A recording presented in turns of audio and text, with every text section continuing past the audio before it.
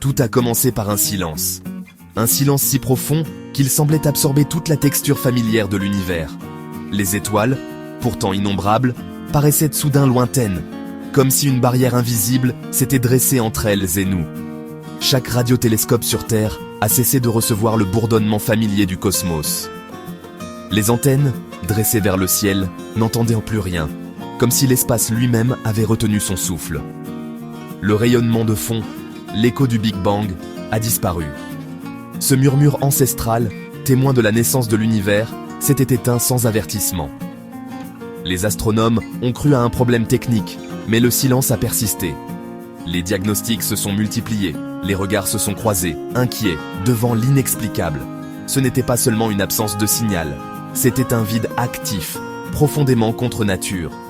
Comme si quelque chose, ou quelqu'un, avait effacé toute trace de vie radioélectrique. Le silence cosmique s'est répandu comme une vague. D'abord localisé, il a englouti, un à un, les signaux de tout le ciel, s'étendant à une vitesse impossible à expliquer. Les réseaux SETI et les sondes spatiales profondes sont restés silencieux. Même les machines les plus éloignées, perdues dans l'obscurité interstellaire, n'ont plus rien capté. Les scientifiques ont cherché des réponses, mais aucune explication ne correspondait aux données. Les hypothèses les plus folles ont été envisagées, mais rien ne tenait face à l'ampleur du phénomène. Les étoiles brillaient toujours, mais leur voix radio était éteinte. L'univers semblait intact à l'œil nu, mais il était devenu muet à nos instruments. Après 24 heures de silence, un nouveau signal est apparu. Il a surgi soudainement, brisant l'immobilité, comme un cri dans la nuit. Il était singulier, puissant et artificiel.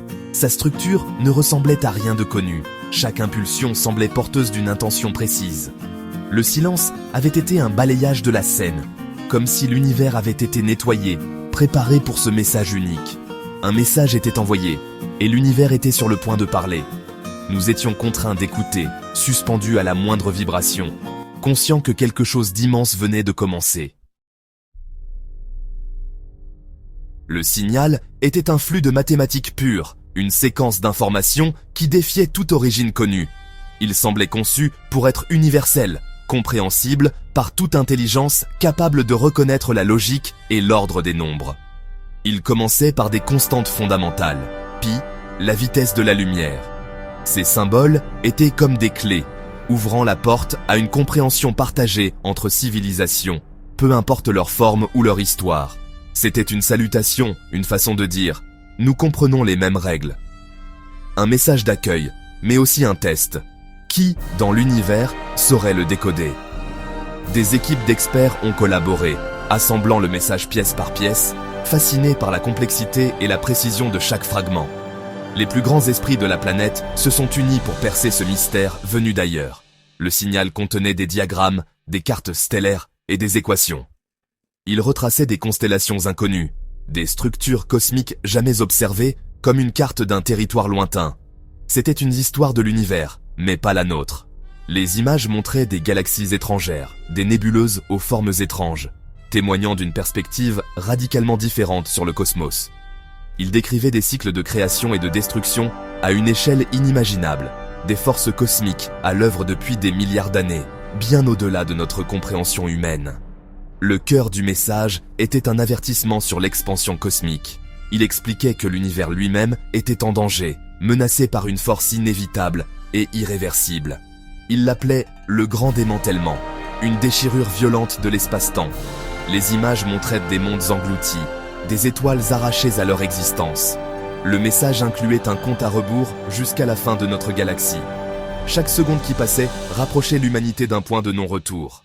La dernière partie était une invitation à un sanctuaire de dimension supérieure, un refuge au-delà de notre réalité, accessible seulement à ceux qui comprendraient le message. Le message se terminait par une phrase. Nous sommes les observateurs. Des entités veillant sur le destin des mondes, témoins silencieux de la fin et du renouveau. Ceci est l'avertissement final. Venez au point de rendez-vous. Un appel solennel, porteur d'espoir et de crainte à la fois. Le signal a cessé et le silence est revenu. L'univers semblait retenir son souffle, suspendu dans l'attente. L'humanité était confrontée à un choix impossible et à un compte à rebours. Face à l'inconnu, chaque décision pouvait changer le destin de notre espèce à jamais.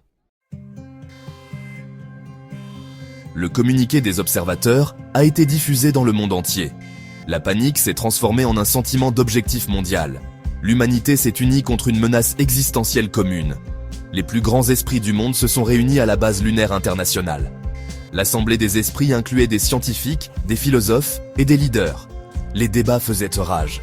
Accepter le destin ou agir sur l'invitation des observateurs. Le docteur Harry Thorne a proposé le projet Odyssée, un vaisseau pour atteindre le point de rendez-vous. L'Assemblée a voté en faveur, galvanisant la planète. Les usines ont été réaffectées, les ressources mises en commun, les intellects dédiés. C'était un pari monumental, mais c'était l'espoir.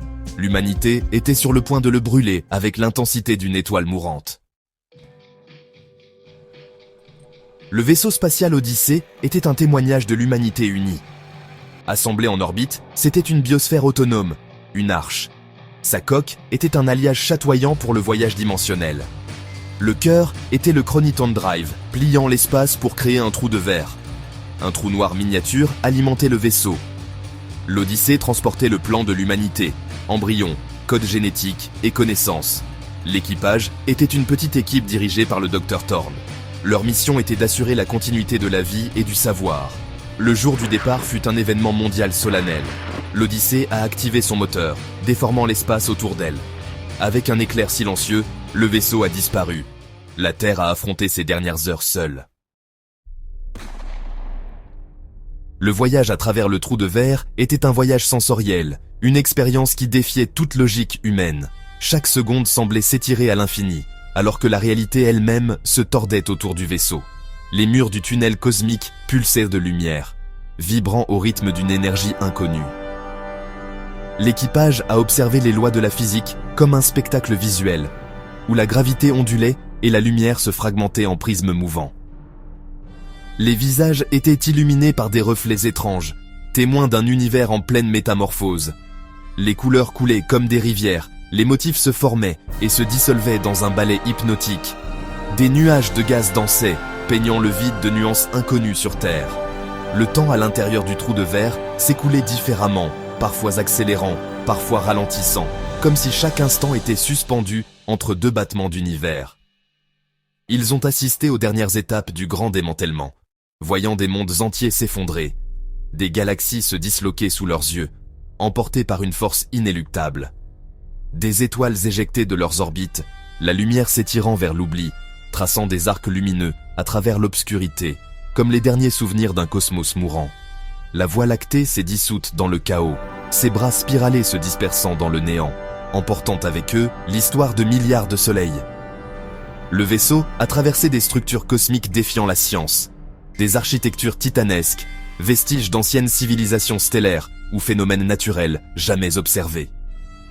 Des nébuleuses de temps solidifiées, des vestiges d'univers morts, flottaient dans le silence, témoignant de la fin d'ère révolue.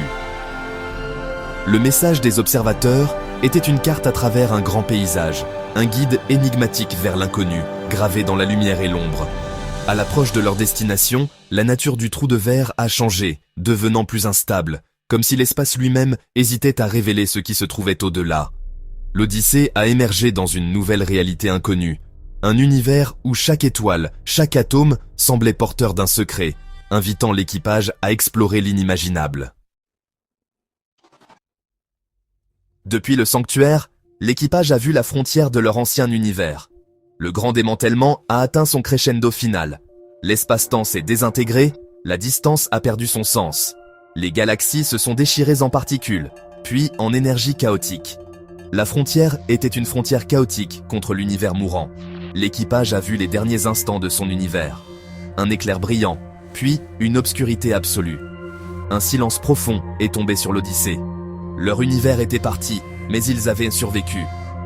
Ils étaient des orphelins cosmiques, mais pas seuls. La fin n'était pas la fin de leur histoire, c'était un nouveau commencement.